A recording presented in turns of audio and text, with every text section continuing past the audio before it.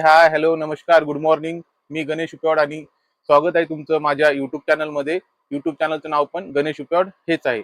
आपण महाराष्ट्राचा भूगोल या संदर्भात माहिती घेत आहोत आणि जवळपास 3 लेक्चर अपलोड करण्यात आलेले आहे आणि आपण 3 चॅप्टर आणि हे 4थं चॅप्टर आपलं सुरू आहे आणि त्यातील कदाचित हे शेवटचं व्हिडिओ असू शकते किंवा याच्याशी रिलेटेड आणखीन 1-2 व्हिडिओ येऊ शकते. तर आपण बघत आहोत नदी प्रणाली. यामध्ये आपण या अगोदर नर्मदा नदी प्रणाली, तापी नदी प्रणाली, त्यानंतर गोदावरी नदी प्रणाली, त्यानंतर भीमा नदी प्रणाली आणि आता शेवटचं आपण कृष्णा नदी प्रणाली व त्याच्या उपनद्या याबद्दल सविस्तर माहिती घेणार आहोत. चला तर मग व्हिडिओला सुरुवात करूया. आता बघता तुम्ही इथं ऑलरेडी कंटेंट नोट करून घेतलेला आहे. तर इथं बघू शकता तुम्ही कृष्णा नदी प्रणाली, टायटल आहे कृष्णा नदी प्रणाली. तर सुरुवातीला आपण याचे बेसिक फॅक्ट समजून घेऊया. जे फॅक्च्युअल माहिती आहे त्याबद्दल आपण माहिती करून घेऊया. इथं बघता तुम्ही नदीचा उगम कुठे झालेला आहे, एकूण लांबी देशामध्ये, राज्यामध्ये, तसंच महाराष्ट्रात कोणत्या जिल्ह्यातून वाहते, प्रमुख नदी खोरे, त्यात क्षेत्र कोणकोणते आहेत, त्यानंतर देशामध्ये किती जिल्ह्यातून जाते याबद्दल आपण सविस्तर माहिती समजावून घेऊया. त्यानंतर आपण नदी, कृष्णा नदी आणि त्याचे उपनद्या याबद्दल सविस्तर माहिती घेऊया. इथं बघता तुम्ही कृष्णा नदी प्रणाली किंवा कृष्णा नदी खोरे. कृष्णा नदीचा जे उगम आहे, कृष्णा नदीचा उगम महाबळेश्वर या ठिकाणी सातारा जिल्ह्यामध्ये आहे. इथं बघू शकता तुम्ही सह्याद्री पर्वतरांगामध्ये किंवा सह्याद्री पर्वत श्रेणीमध्ये महाबळेश्वर या ठिकाणी कृष्णा नदीचा उगम आहे आणि जिल्हा सातारा हे आहे. आणि महाराष्ट्रामध्ये एकूण जे लांबी आहे 282 किलोमीटर आहे आणि देशामध्ये एकूण लांबी 1290 किलोमीटर आहे. ही फॅक्च्युअल माहिती खूप महत्वाची आहे. जरी कृष्णा नदीची लांबी 282 किलोमीटर कमी जरी महाराष्ट्रात असली तरी देश पातळीवर विचार करता किंवा राज्याचाही विचार करता एक प्रमुख खोरे समजले जाते. कारण जवळपास 3 जिल्हे कव्हर करते महाराष्ट्रातील आणि एक प्रमुख नदी पण देशातील आहे. त्यामुळे कृष्णा नदी प्रणाली यावर सातत्याने आयोगाच्या माध्यमातून असो किंवा अन्य स्पर्धा परीक्षेच्या माध्यमातून असो वारंवार प्रश्न आलेले आहेत आणि भविष्यातही येऊ शकते. तर हे फॅक्च्युअल माहिती पाठ केले तर बरं राहील किंवा लक्षात ठेवलं तरी चालेल. कंटिन्युअस रिव्हिजन असेल, वारंवार जर आपण व्हिडिओ बघत असाल किंवा रिव्हिजन करत असाल तर ऑटोमॅटिक काही फॅक्च्युअल माहिती लक्षात राहून जाते आणि असे महत्वाचे फॅक्च्युअल माहिती लक्षात ठेवणं गरजेचे पण आहेत. तर बघू शकता तुम्ही 282 किलोमीटर जे लांबी आहे ती महाराष्ट्रात आहे आणि देशामध्ये एकूण 1290 किलोमीटर लांबी आहे. त्यानंतर महाराष्ट्रात 2 जिल्ह्यामधून कृष्णा नदी वाहते. आता हे 2 जिल्हे कोणते आहेत? पहिलं जे उगम होते सातारा जिल्हा, त्यानंतर साताराच्या समोरचा जो सांगली जिल्हा आहे, या 2 जिल्ह्यामधून प्रवाह क्षेत्र आहे. आणि देश पातळीवर जर विचार करतो म्हणलं तर 4 राज्यातून कृष्णा नदी वाहते: महाराष्ट्र, कर्नाटक, तेलंगणा आणि आंध्र प्रदेश. आणि शेवटी राजमहेंद्र या ठिकाणी बंगालच्या उपसागराला जाऊन मिळते. तर ही झाली फॅक्च्युअल माहिती.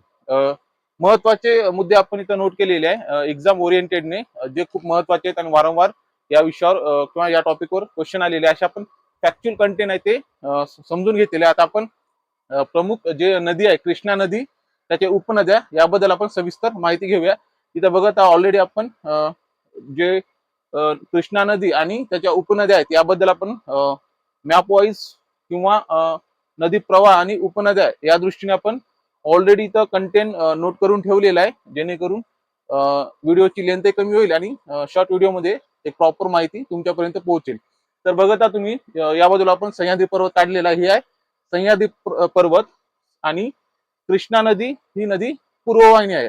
आता सह्याद्रीमध्ये 2 प्रकारच्या नद्या वाहत असतात, पूर्ववाहिनी आणि पश्चिम वाहिनी. सह्याद्री हे पर्वत एक प्रकारे जलविभाजक याचं काम करत असते, कारण सह्याद्री नदीमध्ये उगम पावणारे काही नद्या हे पूर्वेकडे वाहतात आणि काही नद्या पश्चिमेकडे वाहतात. पूर्वेकडे वाहणाऱ्या नद्या हे बंगालच्या उपसागरात जाऊन मिळतात आणि पश्चिमेकडे वाहणाऱ्या ह्या नद्या अरबी समुद्राला जाऊन मिळतात. एक प्रकारे सह्याद्री पर्वत हे जलविभाजकाचंही काम करते. आणि समोरचं लेक्चर आपण जे पश्चिमवाही नद्या आहेत, विशेषतः 2 पश्चिमवाही नद्या याबद्दल आपण माहिती घेतलेली आहे: नर्मदा नदी आणि तापी नदी. आता सह्याद्री पर्वतात विशेषतः महाराष्ट्रामध्येच उगम पाहून अरबी समुद्रात जाऊन मिळणारे असे पश्चिम वाहिनी नद्या आपण समोरच्या लेक्चर मध्ये बघणार आहोत. तर ते पण खूप महत्वाचं आहे एक्झामच्या दृष्टीने. चला तर मग इथं बघतो आपण कृष्णा नदीचा उगम महाबळेश्वर सातारा या ठिकाणी झालेला आहे. सातारा जिल्हा. नदी ही पूर्ववाहिनी आहे. आपण अगोदर सांगितलं प्रत्येक लेक्चर मध्ये आपण सांगत आहोत नदी ज्या दिशेला वाहते ही त्या नदीची ज्या दिशेला वाहते त्या दिशेचं नाव दिलं जाते. उदाहरण घ्यायचं असेल तर एखादी नदी जर पूर्वेकडे वाहत आहे तर ती पूर्ववाहिनी नदी आहे, पश्चिमेकडे वाहत असेल तर पश्चिमवाहिनी नदी, उत्तरेकडे वाहत असेल तर उत्तरवाहिनी नदी आणि दक्षिणेकडे वाहत असेल तर दक्षिणवाहिनी नदी. आणि नदी ज्या दिशेला वाहत असते किंवा उदाहरण घ्यायचं असेल तर पूर्ववाहिनी नदी आहे, पूर्वेकडे वाहत आहे, तर नदीची उजवी बाजू कोणती आणि डावी बाजू कोणती हे जर माहिती करून घ्यायचं असेल तर ज्या दिशेला नदी वाहत आहे त्या दिशेला आपण त्या दिशेला आपला चेहरा करून आपली उजवी बाजू ही नदीची उजवी बाजू आणि आपली डावी बाजू ही नदीची डावी बाजू, या पद्धतीने आपण नदीची उजवी बाजू आणि डावी बाजू मानत असतो. तिथं बघत आहात तुम्ही कृष्णा नदीचा उगम आपण बघितलेला आहे. कृष्णा ही पूर्ववाहिनी नदी आहे आणि पूर्ववाहिनी वाहत असताना कृष्णा नदीला पहिले जी नदी किंवा उपनदी येऊन मिळते त्या नदीचं नाव आहे वेण्णा नदी. वेण्णा नदी हे माहुली या ठिकाणी येऊन मिळते आणि कृष्णा नदीची पहिली किंवा एक प्रमुख नदी आहे. आणि हे पण वेण्णा नदी पण महाबळेश्वर याच ठिकाणी उगम पाहून काही अंतरावर जाऊन माहुली या ठिकाणी कृष्णा नदीला उजव्या बाजूने मिळते. आता या बाजूने मिळणारे जे सगळ्या नद्या आहेत हे उजव्या बाजूने मिळणार आहेत आणि या बाजूने मिळणारे नद्या हे डाव्या बाजूने मिळणार आहे, कारण ही पूर्ववाहिनी नदी आहे, या दिशेला वाहत आहे, ही बाजू उजवी झाली, ही बाजू डावी झाली नदीची. तर आपण बघितलं तर वेण्णा नदीबद्दल माहिती घेतलेली आहे. त्यानंतर कृष्णा नदीचा समोर प्रवाह जातो आणि कराड या ठिकाणी कोयना ही नदी येऊन मिळते. कोयना हे महाराष्ट्राची भाग्यलक्ष्मी म्हणून पण आपण ओळखतो, खूप महत्वाची नदी आहे. आणि सर्वात जास्त जे ऊर्जा निर्मिती आहे, जलविद्युत आपण जे निर्माण करतो कोयना डॅम, कोयना नदीवर जे कोयना धरण आहे तिथूनच आपली जे ऊर्जेची बरीचशी गरज भागत असते. आणि ही प्रमुख कोयना नदी कराड या ठिकाणी येऊन मिळते आणि त्याला प्रीतिसंगम असे म्हणतात. कोयना आणि कृष्णा या नदीच्या संगमाला प्रीतिसंगम असे म्हणतात. कराड या ठिकाणी आहे आणि इथंच महाराष्ट्राचे पहिले मुख्यमंत्री यशवंतराव चव्हाण यांची समाधी आहे आणि खूप फेमस स्थळ आहे. त्यानंतर कृष्णा नदीचा प्रवाह समोर जातो. समोर गेल्यानंतर कृष्णा नदीला डाव्या बाजूने एकच नदी किंवा एक प्रमुख नदी येऊन मिळते. त्या नदीचं नाव आहे येरळा किंवा वेरळा. उच्चार दोन्ही लक्षात राहू द्या, एक्झाम मध्ये येरळा किंवा वेरळा येऊ शकतो. कृष्णा नदीला डाव्या बाजूने येऊन मिळणारी जी नदी आहे ती कोणती नदी आहे? येरळा किंवा वेरळा आहे. उच्चारामध्ये फरक आहे तर आपण दोन्ही उच्चार लक्षात ठेवूया. येरळा असो किंवा वेरळा ही प्रमुख उपनदी डाव्या बाजूने मिळणारी आहे. त्यानंतर नदीचा प्रवाह समोर जातो. आता इथं दिसत आहे तुम्हाला डाव्या बाजूने मिळणारी एकच प्रमुख नदी आहे, सहज लक्षात राहू शकतो. बाकीच्या सगळ्या नद्या हे उजव्या बाजूने मिळत आहेत. येरळा आणि वेरळा नदीचा संगम झाल्यानंतर नदीचा प्रवाह समोर जातो आणि समोर गेल्यानंतर वारणा ही नदी कृष्णा नदीला उजव्या बाजूने येऊन मिळते. इथं बघू शकता तुम्ही वेण्णा, वेण्णाच्या नंतर कोयना, कोयनाच्या नंतर वारणा, वारणा ही नदी उजव्या बाजूने येऊन कृष्णा नदीला मिळते.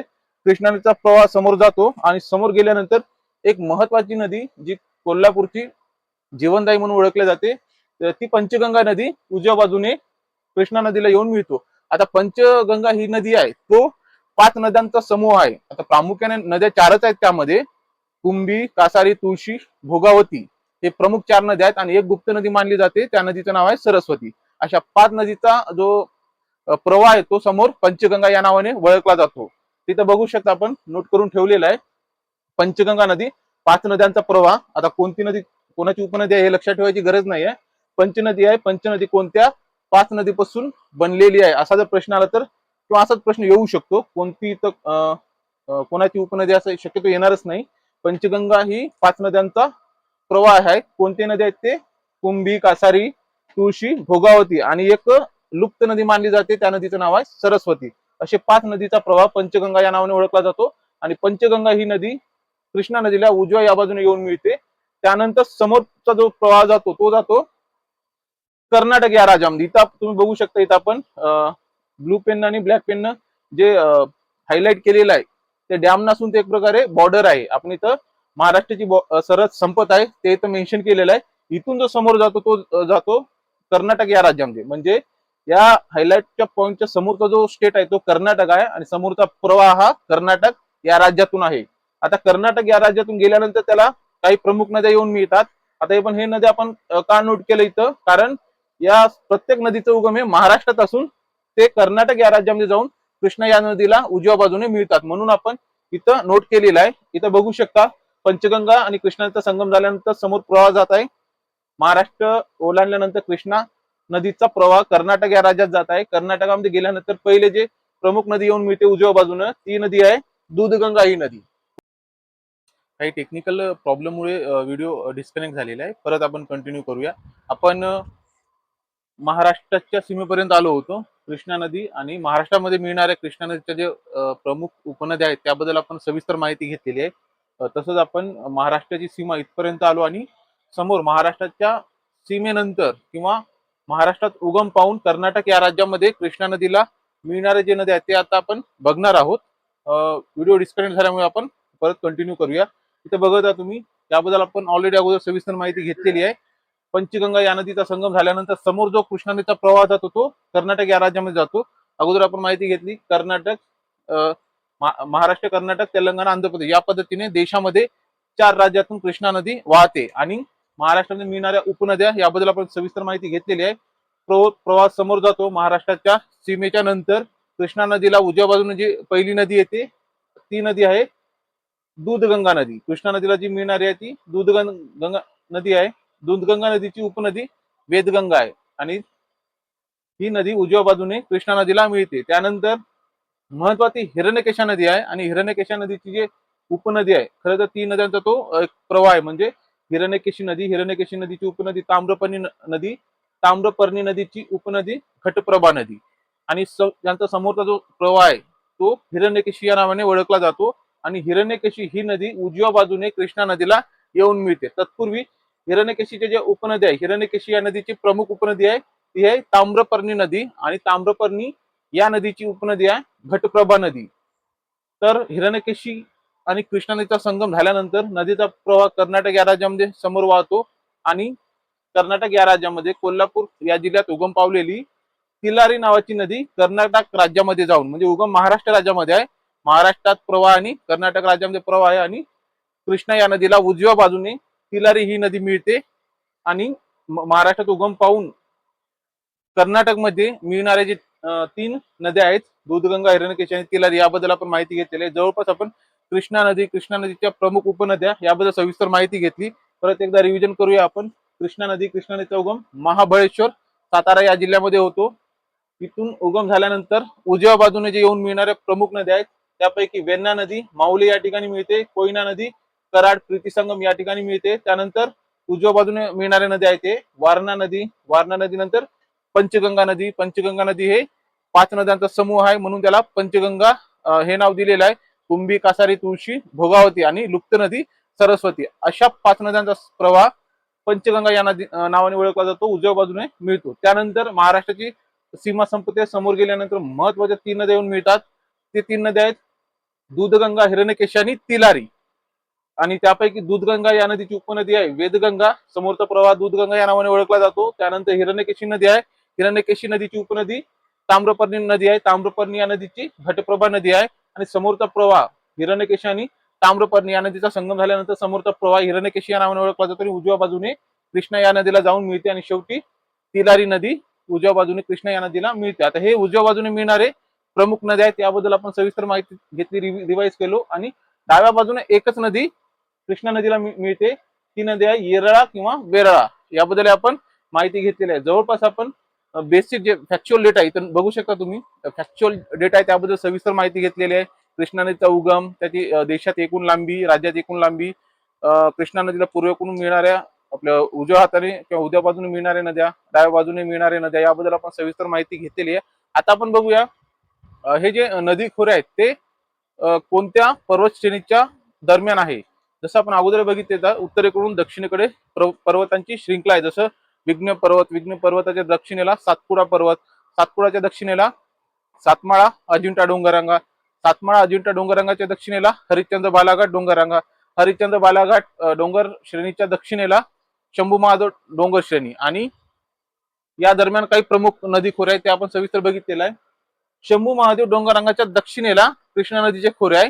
म्हणजे कृष्णा नदीची जे खोरे आहे ते कोणत्या पर्वत श्रेणीच्या दरम्यान आहेत तर उत्तरेला शंभू महादेव डोंगररांगा आणि दक्षिणेला पन्हाळा, चिंकोडी, ज्योतिबा हे पर्वत टेकड्या आहेत. यांच्या दरम्यान कृष्णा नदीचे खोरे आहे आणि पश्चिमेकडे सह्याद्रीचा विशाल पर्वत असा त्याची पर्वत श्रृंखला पश्चिमेकडे आहे. पश्चिमेकडे सह्याद्री, उत्तरेकडे शंभू महादेव डोंगररांगा आणि दक्षिणेकडे पन्हाळा, चिकोडी, ज्योतिबा या पर्वत टेकडीच्या दरम्यान कृष्णा नदीचे खोरे विस्तृत आहे.